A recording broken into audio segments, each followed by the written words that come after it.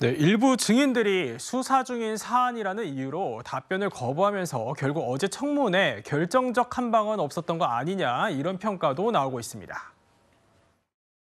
대통령께서 뭐라고 하시던가요? 대통령 수사 결과 다시 돌려 회수해 와라. 밝히는 것이 부적절하다고 생각하고 행정관을 시켜서 국가수사본부에 연락했습니까? 지금 수사 중인 사안과 관련 예. 우리가 나온 모든 자료에는 마찬가지로 답변드리기 어려움을 양해해 주시기 바랍니다. 국민이 무서워요? 네, 김수인 평론가님, 방금 보신 것처럼 답변 거부도 있었고요. 또 핵심 인물들의 증인 선서를 거부하는 풍경도 있었거든요. 좀 어떻게 보셨습니까? 네, 답변 거부는 사실 뭐 국회 증언감정법이나 형사소송법에 따라서 수사나 재판에서 분리할 수 있는 소지 이런 것들이 있기 때문에 방어권 차원에서는 뭐 답변 거부를 할 수는 있다라고 보여지는데 다만 이번 청문회는 증인들한테도 좋은 기회였던 것이 반론이나 해명의 기회를 준 것이거든요. 그렇군요. 그것을 분명히 하진 않았다라고 하는 거고 앞으로의 그만큼 수사나 이런 절차에서 더 부담을 져야 될 거다. 이거는 이제 본인들이 숙지를 해야 될 것 같습니다. 그런데 사실은 이제 본인한테 불리한 질문에 대해서 증언을 거부를 할 수는 있는데 아예 처음부터 선서를 거부하신 분들이 있거든요. 특히 높으신 분들이 더 그런 경향을 보였는데 이거는 이제 의도가 뻔한 거예요. 사실 질문을 받다가 보면 이거는 좀 수사나 재판에 관련돼 있어서 답변을 못하겠다 이렇게 해도 되는 것인데 처음부터 증인 선서를 거부한다는 거는 나는 증인이 아니고 내가 오늘 거짓말을 한다고 해도 위증죄로 처벌받지는 않겠다는 뜻입니다. 그러니까 위증이라는 거는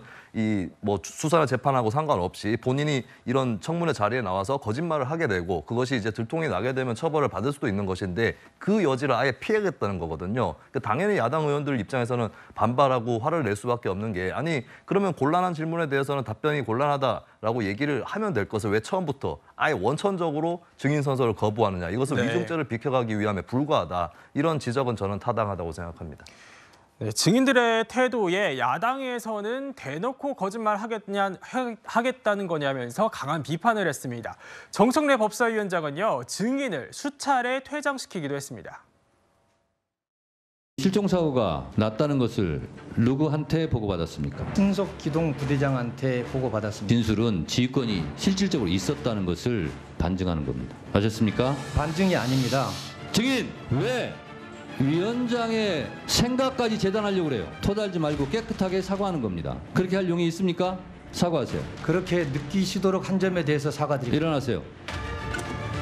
10분간 퇴장하세요. 위원장님 또 끼어듭니까? 기회를 주시면 퇴장하세요. 말씀드리겠습니다. 반성하고 오세요.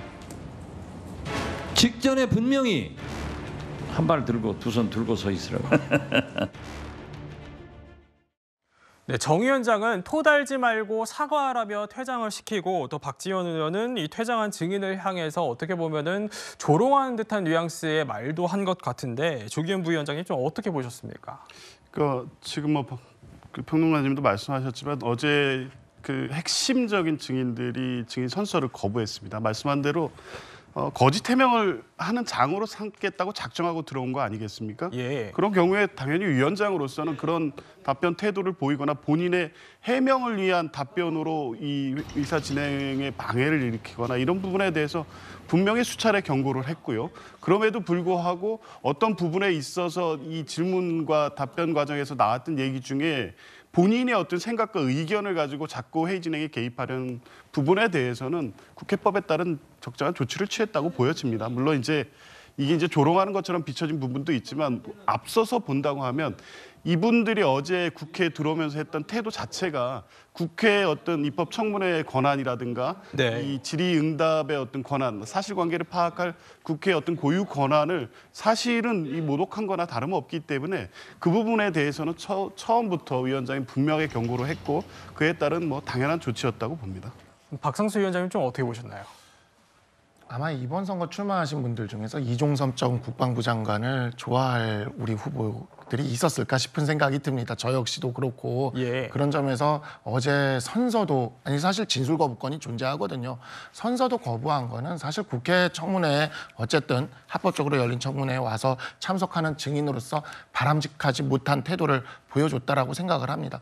근데 그렇다고 한들 민주당 국회의원들의 저와 같은 태도도 정말 좀 황당하고 진짜 만약에 수사기관에서 검경이 손 들고 서 있으세요? 나가서 반성하고 오세요? 라고 했으면 민주당이 검찰 개혁하자고 얘기하지 않았을까요? 그러니까 그렇게 이야기를 하는 정당에서 이렇게 어쨌든 증인들로 와 있는데 그에 대해서 저렇게 인격 모독적인 발언들을 이어간 것은 좀 평소에 그런 수사기관의 그런 개혁을 이야기하는 정당의 모습으로서 전혀 맞지 않는, 정말 나한테 권력이 주어지면 얼마든지 쓸 수 있겠다, 이런 태도를 보여준 거라는 측면에서 좀 바람직하지 않다는 생각이 듭니다. 네. 어제 청문회를 마치자마자요, 최상병 특검법 법사위를 통과했습니다. 다음 달 초에 본회의를 열어서 처리를 하겠다는 계획인데, 이종우 평론가님, 또다시 거부권 전국으로 갈 수 있다, 이런 우려도 나오거든요. 그렇습니다. 이제 대통령실이나 혹은 지금 국민의힘이 이 특검법들과 관련돼서 입장은 변함이 없습니다. 뭐냐면 독소 조항들이 일단 있고, 또 특검이라는 것은 여야를 떠나서 중립적인 입장에서 외압 없이 투명하게 나와서 국민들이 이건 진짜 특검, 법의 예외 조항이지만 받아들이겠다라고 하는 결과가 나와야 되는 것이거든요. 그런데 지금의 과정들은 민주당이 독단적으로 자신들의 어떤 결과를 예상하고 그 결과를 꼭 이루겠다라는 그런 과정으로 비춰진다라는 게 국민의힘과 이제 대통령실의 입장이기 때문에, 저는 국민의힘의 전당대회에서 나오는 후보들이 이 특검과 관련된 입장이 변하는 어떤 그 과정이 전당대회가 아마 될 것 같고, 그래서 전당대회 이후에 어떤 전향적인 특검에 대한 입장 변화가 있지 아니하면 계속 이런 입장은 계속 견지될 거다. 그러니까 제의 요구권을 다시 요구를 하고 대통령이 그걸 받아들이는 형식으로 계속 제의 요구를 하게 되는 상황이 계속 쳇바퀴처럼 되풀이될 것으로 보입니다.